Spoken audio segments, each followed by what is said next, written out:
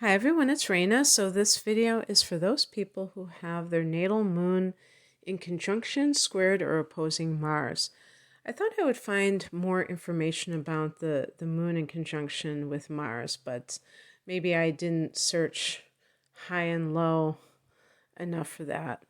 I I'm just basically winging it. I did find a few things from different sites that I'm going to include in this, but for the most part, especially with the squares and oppositions, I'm going to be pretty much winging it because um, I did see something with, I think it was a square, and I didn't quite resonate with it. Um, the moon is our emotional reaction to life. And this especially comes out in relationships, obviously, because that's when emotions get engaged. And yet, it can be anything that you connect with. I mean, think about art. Think about, music. If you hear a song, some songs can make you cry. Some, you're indifferent to.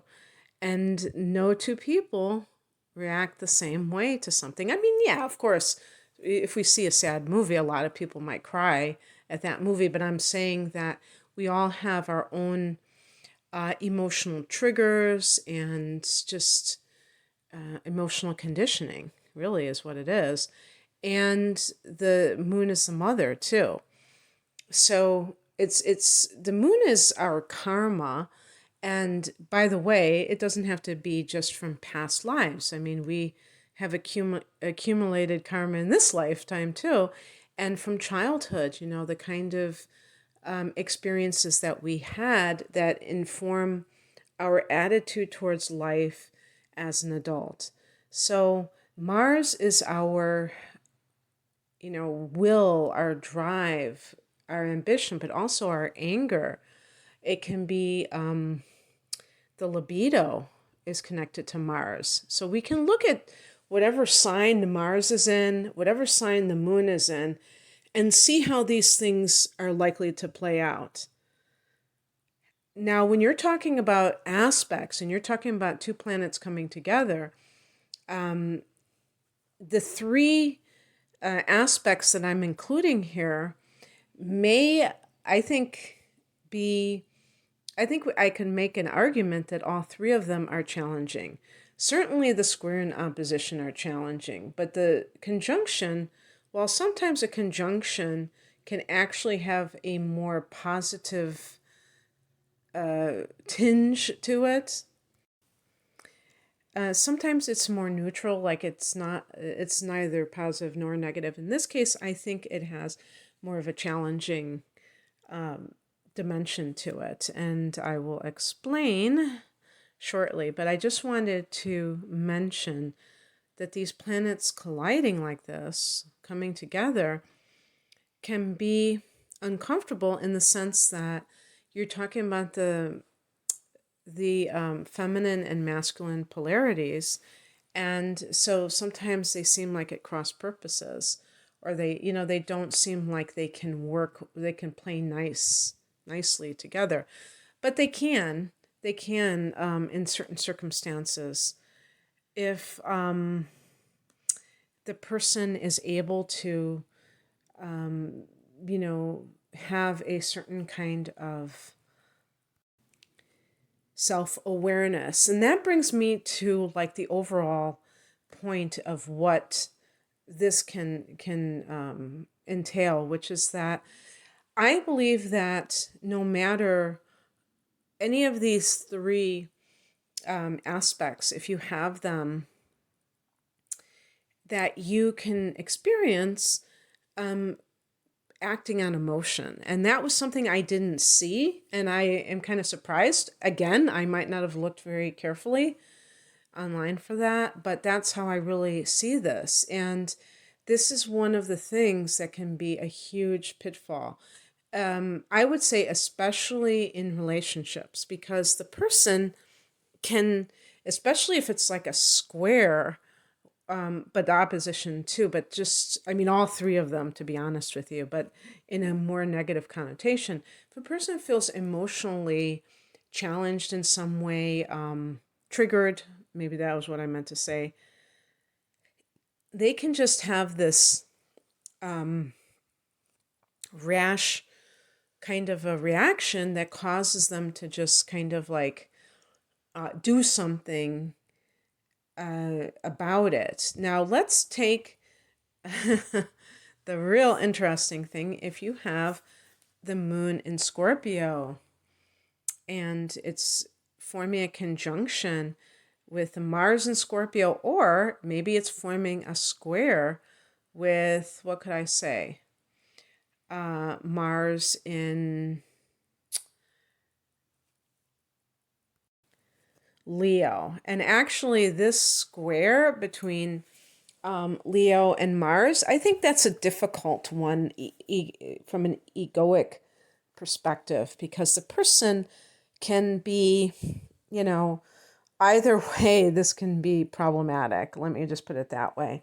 Because if the moon is in Leo, the person can feel like entitled to, having attention placed on them at all times, and there might be like a lot of tendency to feel offended by someone's behavior if they don't feel disrespectful behavior, that's one thing, but I'm talking about, if a person takes offense too quickly, which is always a problem if somebody has a square from the moon to Mars, is that they can be very emotionally volatile, but especially, like touchiness, because the moon, it gets, it's emotional, but when it's hitting Mars, there can be a little bit of that,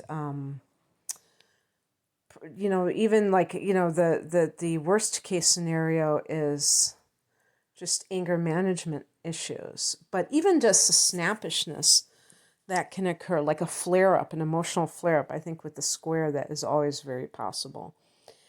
But anyway, let's take the example of the moon in Scorpio and Mars and Leo, and the person feels like somebody cheats on them, and that is a no-no in their mind. That is not allowed, because you're not supposed to cheat on your spouse, right?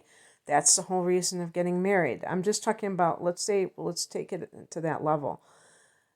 That person will be motivated to do something, but they're not necessarily thinking straight. They're not, they're dealing with their emotions. Their emotions are being triggered. So it could cause them to do something. If Mars is in Scorpio, they may seek out that vengefulness, right down to a physical action, like slashing somebody's tire. These kinds of things are not okay. They will get that person into trouble so many times. A person with a square from the moon to Mars may be their own worst enemy. And sometimes also with the opposition, that as well. There are differences between the square and opposition. I'll get to the opposition in a moment. I'm basically right now talking about the general influence.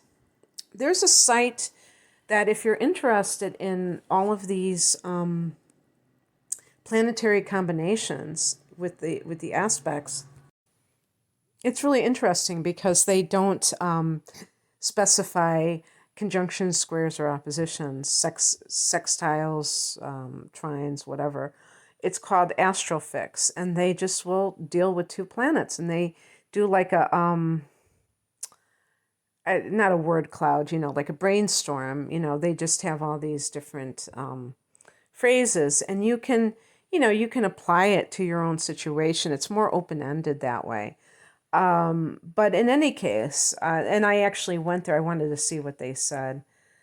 But I just feel like very strongly that you have to keep your emotions under control with this combination. Now, with the conjunction, there might be two like a sign look to see what what sign your conjunction is in.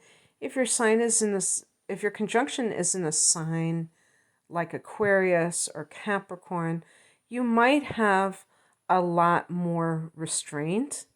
So even if you get angry about something, you're more able to detach yourself from it because your emotions are not overly volatile to begin with. There's a big difference between having a conjunction in Aquarius with this Mars place, with this, Moon Mars aspect, than having a conjunction in Scorpio, having a conjunction in Cancer.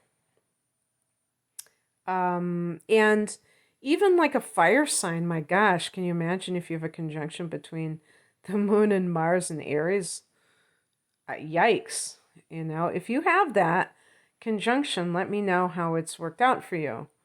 Now, I will say with the conjunction that there is continuity.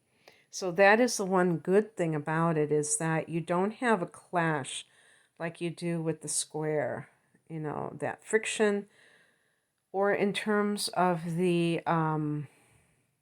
opposition, that you feel like you can't integrate two aspects of yourself. Like you're going from one extreme to the other, like you're either being too passive or too aggressive, like it's hard for you to assert yourself. I'll elaborate on that in a minute. But with the conjunction, this gives a passionate nature. This is like having the moon in Aries. But like the moon in Aries, it can indicate volatility if your emotions get roused. Looking to the sign of the conjunction is very helpful to see how this will be expressed. If it's in a fire sign, it might be very like, you know, impulsive, or that I was thinking of the word spontaneous, where the person just reacts in the moment and there's no artifice, there's no ability to kind of delay one's reaction. There's like just a real specific response. However, with somebody who is an air sign, there might be more detachment and might be more constructive. Especially I think if you are in the healing arts professions, or like psychotherapy would be included in that, because you can kind of analyze your emotions and your triggers, and what sets you off, and you can help other people as well. People who have their moon and Mars in water or in fire may get lost in those emotions. And it might be hard for them to kind of separate them out, especially with the water. The water element is very personal to the individual.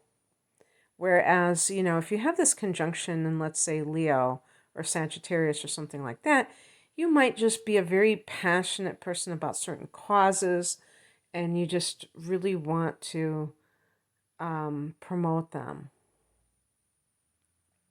Now,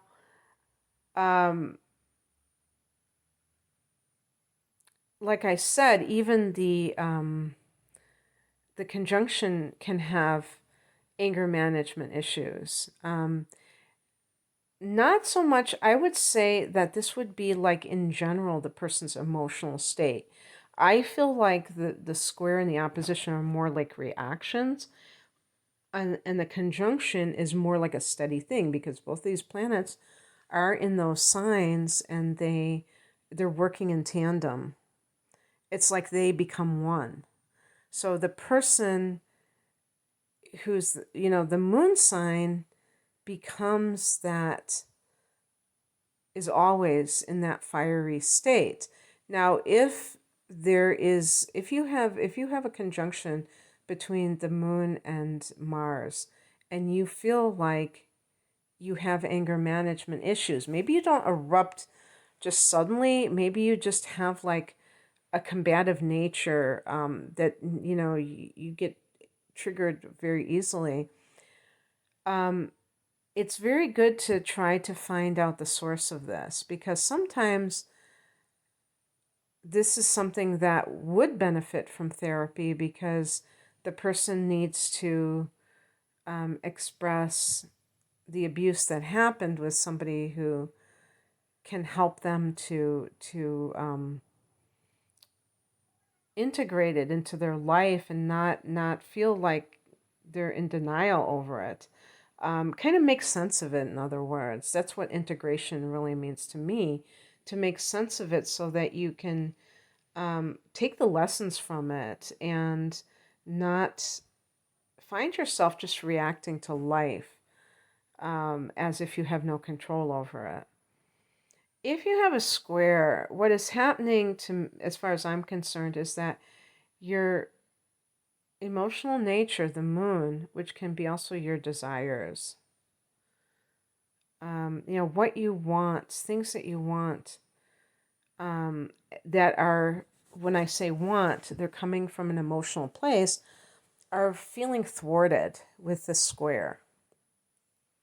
Now, unlike the Sun square Mars, which I think I've already done, that is more of a person who has a chip on their shoulders because they feel like they've been thwarted from experiencing success in life.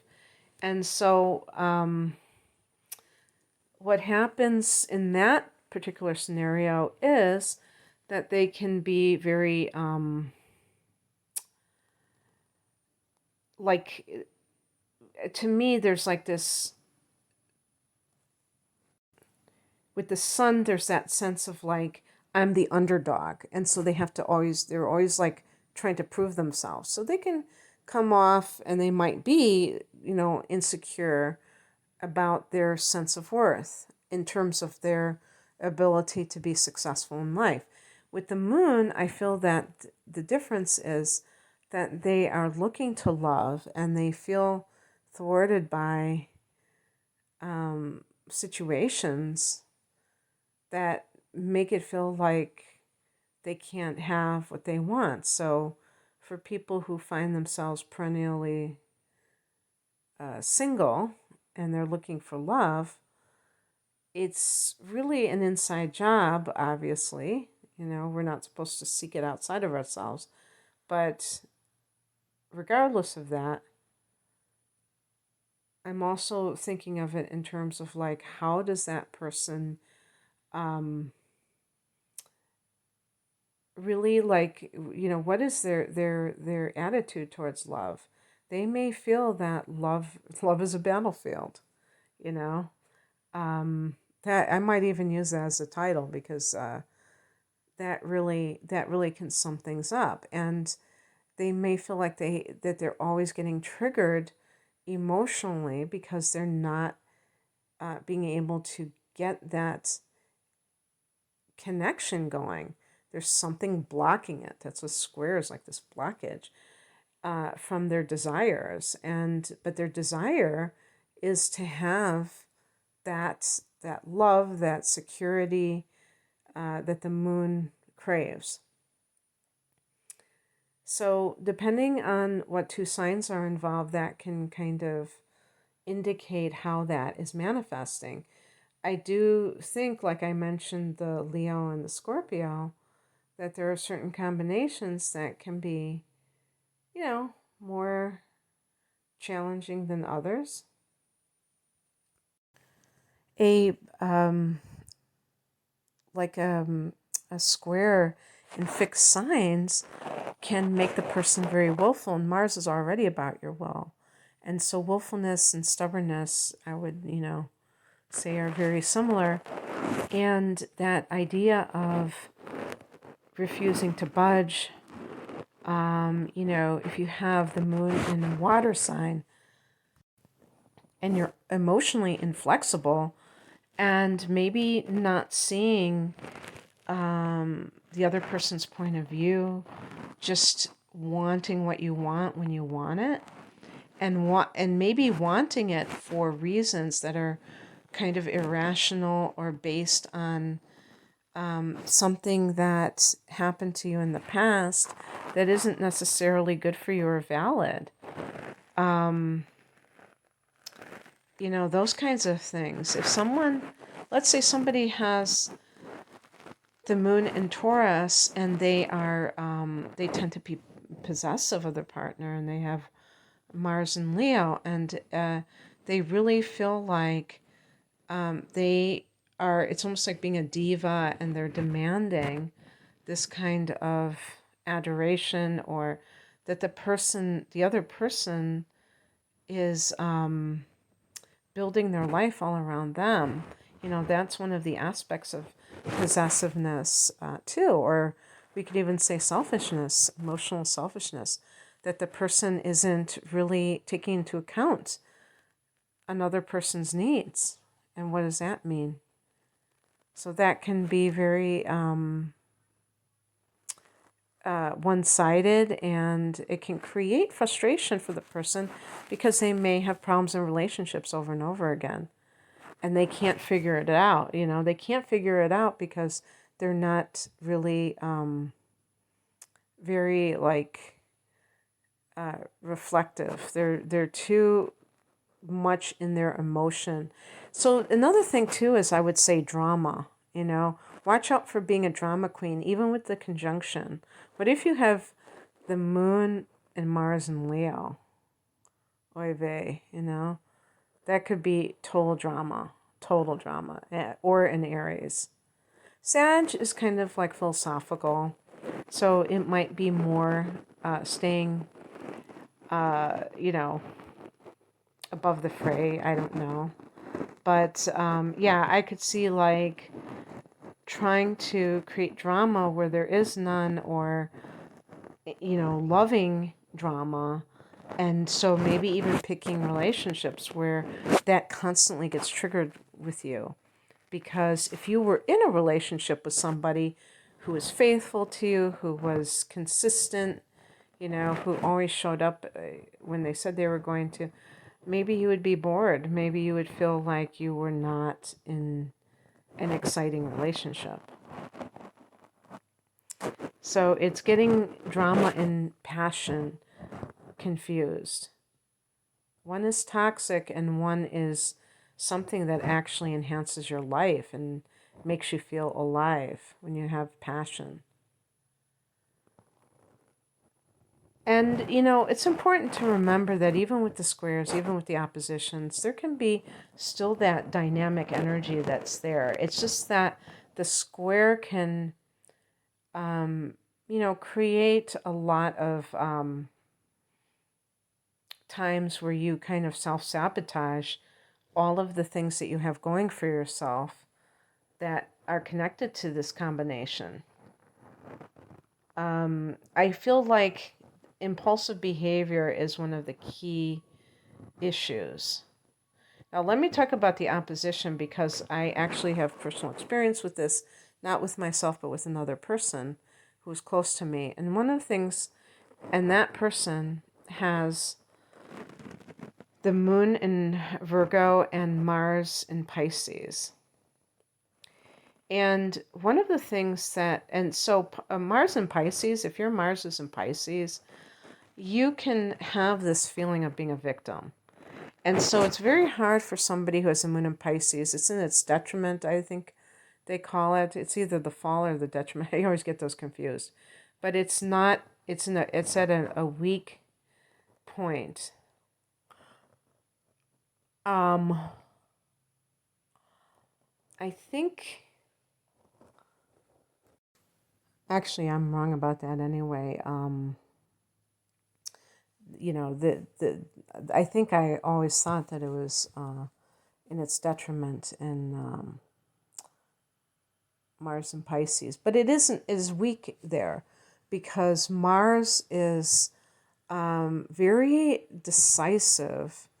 It's like when you have to make a snap decision, that Aryan energy that is very immediate, to make that immediate decision, because it could be life or death. Mars is the god of war. The soldier cannot sit there and ponder something. It might be too late. But Pisces is very wishy-washy. Two fish swimming the opposite direction. That's a symbol. I mean, come on now. So there is that incompatibility with that placement, and it's easy for such a person to feel like a victim, to feel like they're being picked on, the world is against them. And when the moon forms a hard angle, but like an opposition, so we're talking about from Virgo, the person, and this, you can apply this to any two signs, but the person sometimes needs to be able to get angry about something to assert themselves, and that's no good. So, the thing is, if you need something from somebody, whether it's to tell them that something they did angered you, or to ask for what you need. Let's say that you're trying to ask your boss for a raise, and if you need to find some reason to be angry at your boss, and then you just like yell at them, and by the way, I want a raise, that kind of thing is very ineffectual. It doesn't work. There's like a passive aggressive quality that is present with Mars and Pisces. And this is what these types of people do. They're very, if you have the opposition, a lot of times you get too angry in order to try to get your needs met. And then the other person doesn't want to give you anything because they can't stand the way that you act. So there is that tendency to project onto another person. That is what the opposition, and blame, a lot of times it can be through blaming. It's all your fault, so that they don't have to take responsibility. They're looking for somebody else to bail them out, or to make it all better. So in that case, this is about learning how to own your anger, not fear it, and not think that there's something wrong with you because you are angry about a specific situation. It's just all how you handle it that really is the key. And the people who can't handle their anger in an appropriate way, those are the people who will tend to not get their needs met, which is the important thing because that's what they're looking for. But then they also will turn people off. They will alienate people. So this is one of the reasons why, with the square, you have to be careful. If it involves fixed signs that tend not to get angry, that tend to stay stable, but they're still angry because they're human beings, that eventually it doesn't erupt and then it goes overboard. That would be the worst case scenario, So we're looking at trying to do something with anger and with ambition, and also with ambition too. The idea of being fulfilled on a deeper level, and feeling, that one's emotions get in the way of that. That's another area that if people don't get in control of their emotions, then they can be very, they just can feel this sense of being thwarted some way, not being aligned with what it is that they want to do emotionally. And emotional alignment is very important. So the person will have to look at what it is that they feel is keeping them from it. Maybe they are conditioned to do something that really isn't for their highest good. And it's just coming from wanting to please a parent, Maybe your moon is in Libra, and that is a strong, or that the Mars placement is in Libra. And that can be a strong influence, is wanting acceptance, wanting approval, and that sort of thing. So, in any case, that's what I have for you. I hope that this resonated. If you'd like a personal reading, the link is below. Take care. Bye.